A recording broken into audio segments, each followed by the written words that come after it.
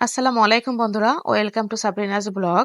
বানাবো খুব মজাদার একটি স্ন্যাক্স, হোটেল স্টাইলে মচমচে খাস্তা গজা। খাস্তা গজা বানানোর জন্য আমি নিয়ে নিব ময়দা, হাফ টেবিল চামচ বেকিং পাউডার, কালো জিরা, পরিমাণ মতো লবণ আর সাদা তেল। এখন সবগুলো উপকরণ খুব ভালোভাবে মেখে নিতে হবে।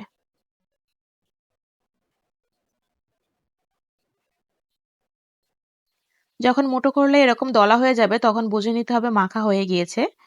এই মুহূর্তে আমি হালকা কুসুম গরম পানি দিয়ে ডো তৈরি করে নিব। তবে নর্মাল পানি দিয়েও করা যাবে। অল্প অল্প পানি দিয়ে ডো তৈরি করে নিব।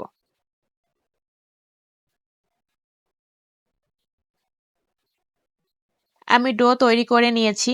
এখন এটা 30 মিনিটের জন্য রেস্টে রাখবো।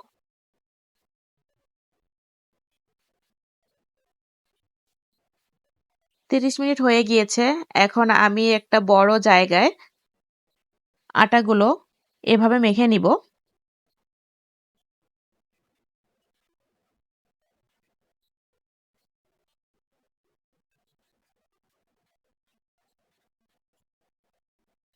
ছুরি দিয়ে 2 সাইড থেকে কেটে নিব।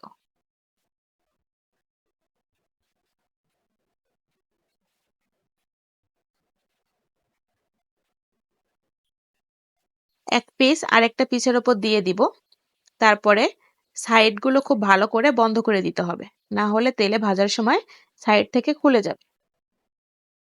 2 পাশ থেকে বন্ধ করে দিয়ে তারপরে আবারও হাত দিয়ে খুব ভালো করে মেখে নিতে হবে। আমরা রুটি যেভাবে বেলি, হাত দিয়ে ঠিক সেভাবে বেলে নিতে হবে।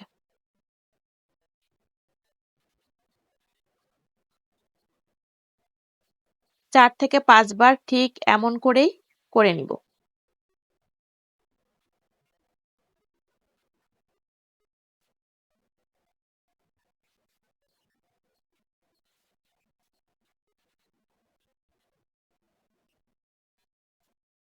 আমি করে নিয়েছি।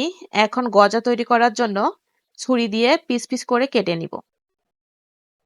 আমি যেহেতু বেকিং পাউডার দিয়েছি তাই তেলে ভাজার সময় গজাগুলো ফুলে ডাবল হয়ে যাবে। এজন্য ছোট ছোট পিস করে কেটে নিব। শিরা তৈরি করে নিব।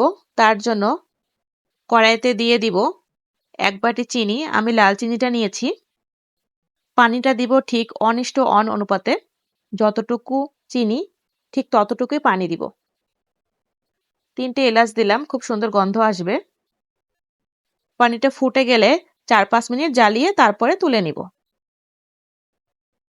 এবার হালকা গরম তেলে গজাগুলো ভেজে নিতে হবে। বেশি গরম তেলে দিলে পুড়ে যাবে।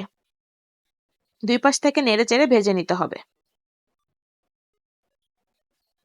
ভাজা হয়ে গিয়েছে। এবার তুলে নিব। তারপরে গরম শিরায় ডুবিয়ে দিব।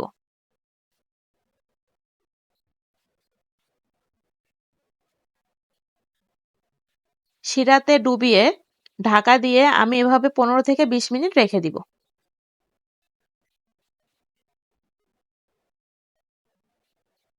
বন্ধুরা, আমার খাস্তা গজা একেবারেই রেডি। এটা খেতে অনেক ভালো হয়েছে এবং খুব সুন্দর একটা গন্ধ আসতেছে।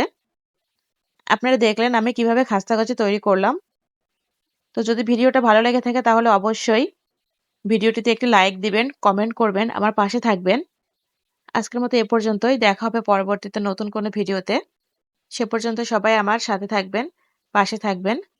সবাই ভালো থাকবেন, সুস্থ থাকবেন। আসসালামু আলাইকুম।